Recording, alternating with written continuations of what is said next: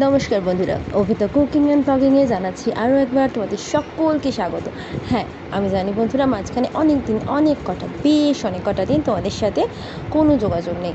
আসলে বুঝতেই তো পারছো, সবারই একটু প্রবলেম, অসুস্থতা এগুলো থেকেই থাকে, সেই জন্য। তবে দেখো আজকে তোমাদের জন্য কী নিয়ে এসেছি।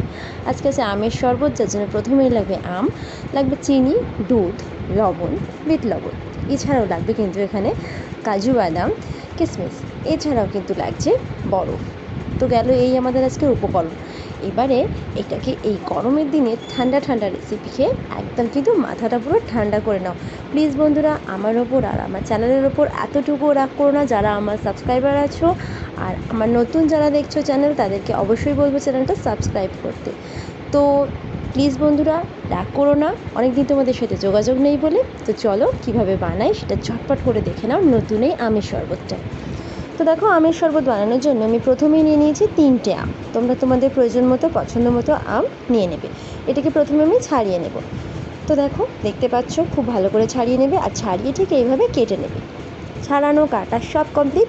এবার ঝটপট করে মিক্সার জারে আমি আমটাকে দিয়ে দিলাম। দেখতেই পাচ্ছ, জারের মধ্যে আমটা দেওয়ার পরে আমি এখানে প্রায় 250 গ্রামের মতো চিনি রেখেছি। আর দেখো, চিনিগুলো বেশ বড় দানার চিনি।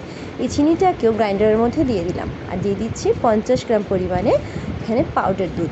এই সব কিছু দিয়ে আমি কিন্তু এটাকে একদম একটা পেস্ট বানিয়ে নেবো। দেখতে পাচ্ছ, পেস্টটা কিন্তু রেডি।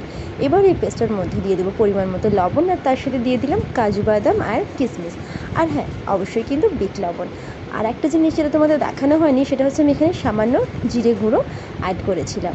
তো দেখো, সব কিছু দিয়ে আমি আরও একবার ঘুরিয়ে নিয়েছি, আর গ্লাসের মধ্যে এই হলো আমার সেই পেস্ট। আর দেখো, গ্লাসের মধ্যে বরফ দিয়ে দিয়েছি। এবার এর মধ্যে হাফ পরিমাণে এই পেস্টটা দেবো, আর বাদবাকি হাফটাই দিয়ে দেবো ঠান্ডা জল। দেখতে পাচ্ছ, ঠান্ডা জল দেওয়াটা তোমাদের দেখানো হয়নি। নর্মাল ফ্রিজারের জল তোমরা ঠান্ডা জল দিয়ে নেবে, দিয়ে পুরোটা ফুলফিল করে নেবে, নিয়ে একদম খুব ভালো করে ঘেঁটে এটা টেস্ট করবে। গরমের দিনে না এই শরবতটা ফাটাফাটি। তো বন্ধুরা, অবশ্যই ট্রাই করো, ভালো লাগে।